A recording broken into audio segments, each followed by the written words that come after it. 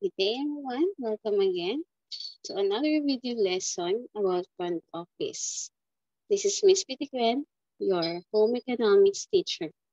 Before anything else, this video is for the sole use of my students. Even this is uploaded in YouTube or in my YouTube channel. So this is made for the sake of my students for their asynchronous lesson. So welcome again for our lesson 2, using front office tools, equipment, and paraphernalia. So this is the third video for FOS. Wait, okay. So let's begin.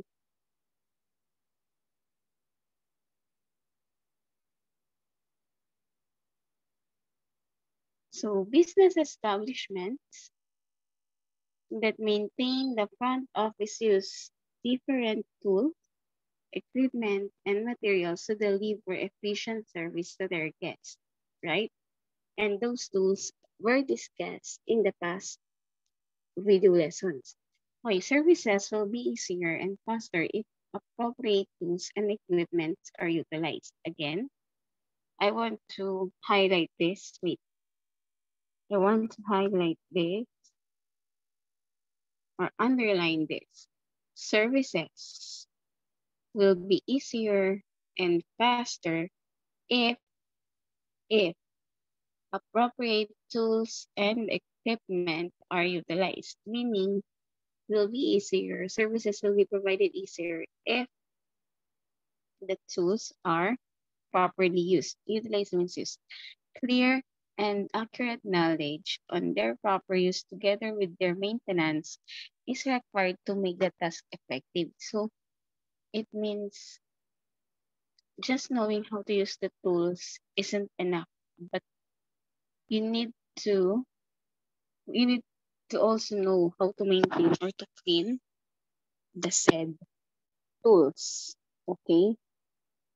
Wait,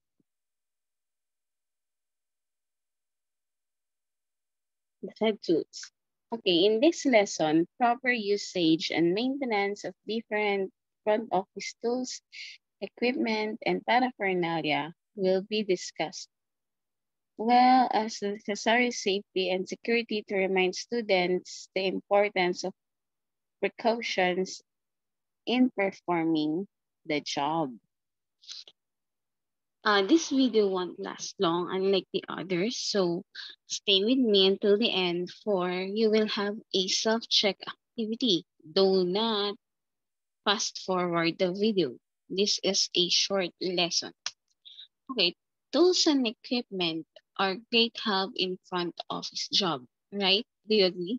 Importante ang mga kagamitan. So you need to know how and when to use them. Proper selection of tools, equipments, and paraphernalia should be considered to perform the job effectively. Kailangan maayos ang pagpili sa mga kagamitan. Okay, so here are some important reminders that everyone must remember in using tools and equipment. Okay, general tips for proper use of tools and equipment. Number 1, there are just 8, so listen carefully. Number 1, read and understand the manual of operation for each equipment. Read and understand the what? The manual operation for each equipment. What is manual operation? Ano ba yung manual operation? Yun yung kapag bumili kayo ng isang kagamitan, yung parang booklet. Okay, yung parang booklet na nakakasama yung kung paano siya gagamitin, kung paano siya buuin. That is the manual operation for each equipment. Why is it important to read and understand? Bakit nga ba importante? Dahil,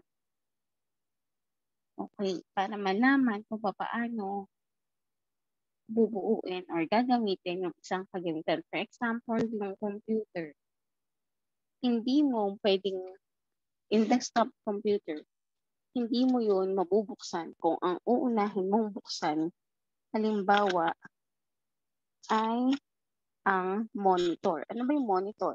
Yung monitor, yun yung parang TV. Okay, hindi yan bubukas kung yun ang uunahin mo. Siyempre, kapag halimbawa, bago yung computer, first time magkaroon ng computer, hindi mo siya alam kung paano buksan. Pindot ka ng pindot, hindi mo pala tinitignan kung nakasaksak na ba. Siyempre, titignan mo yung manual para malaman mo step-by-step procedure. For example, sa computer, number 1, make sure cables are connected to electricity, for example. And make sure that you have AVR, yung box na maliit. That is what we call the automatic volt regulator. Kailangan doon nakasaks na yung computer. Why? Because our electricity fluctuates. Yung AVR, siya yung nag-regulate ng computer na pumapasok sa anong electricity na pumapasok sa computer. And then, halimbawa, manual operation saan tayo nakalagay doon, halimbawa sa manual operation is turn on central processing unit by pressing the power button. Sa computer, ang unang binubuksan, CPU, yung box na nasa ilalim usually. Hindi yung parang TV. Yun. Kasi yung central processing unit. Kapag nabuksan mo na yun, kasi yun yung pinaka-computer. Yung monitor, dun lang nakikita kung ano yung laman ng CPU. Kapag nabuksan mo na yun, dun mo pala bubuksan yung parang TV, and then maghihintay ka na mag-boot. Parang pag nag-open ka ng cellphone, di ba? Bubuksan mo, kapag sinabing boot, ito yung mag-a-appear yung Windows, sa cellphone naman yung Oppo, yung Samsung, yun.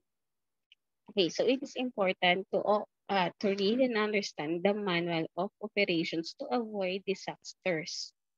Okay, next. Number 2, be sure that all equipment are not defective nor damaged. Ibig sabihin, make sure. Tignan mo muna kung gumagana ba lahat or walang sira. Next, use the equipment for the intended purpose only. Okay? Again, uulitin ko. Use the equipment for their intended purpose only. Ano ba yung sabihin ng intended purpose only? Kung gamitin daw yung isang gamit para lang sa tamang paggagamitan. For example, labas tayo sa hotel. Yung baso sa kitchen. Diba? You cannot eat chicken and rice sa cup or sa glass.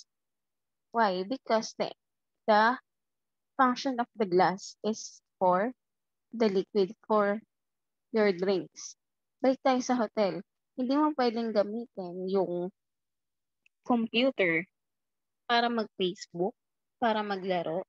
It is only used for the hotel premises or for the purposes of hotel. For example, profiling or checking in and checking out of guests. Yun.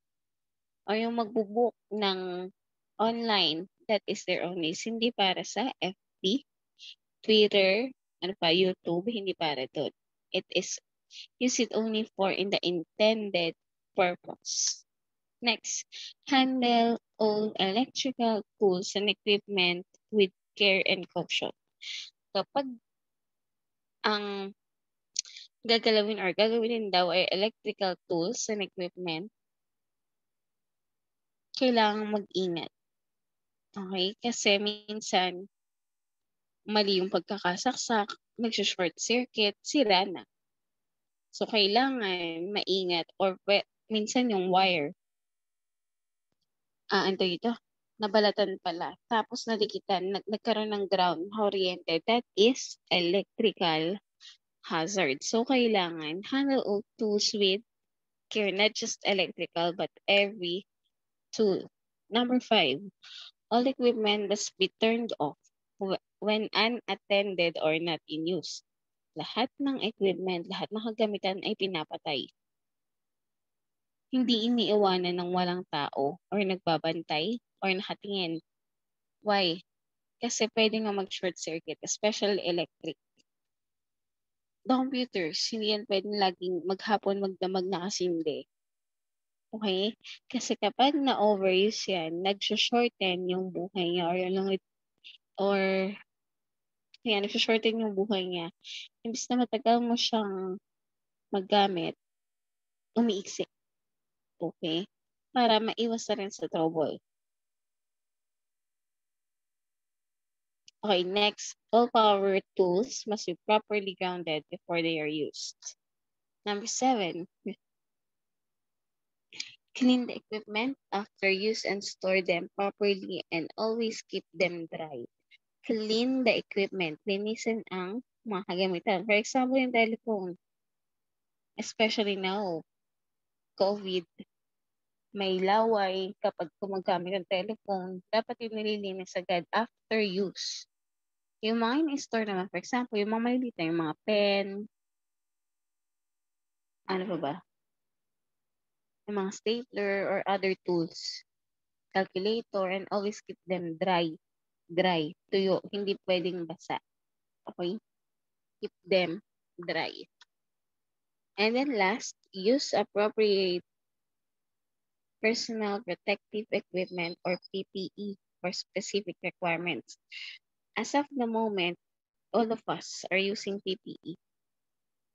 Diba? PPE, yung mask, yung shield, that's PPE. But when it comes to work, iba-iba siya. Meron din ginagamit para maprotektahan natin yung sarili natin. So that's it. That's our lesson. At take a screenshot of this self-check and then answer this. Okay, this is a true or false. But sabi dito, write the word true. Write the word true. Do not turn off the video. Write the word true if the statement is correct. And if it is false, change the underlined words to make the statement correct. Write your answer in each notebook. So, screenshot nyo. Halimbawa, mali ito. Ang ilalagay ninyo, halimbawa lang ang ilalagay ninyo sa notebook, hindi false. Papalitan nyo siya para maging tama yung statement. So, that's it. Again, screenshot. Now na. And then, goodbye and see you on the next video lesson. Thank you for listening. Bye!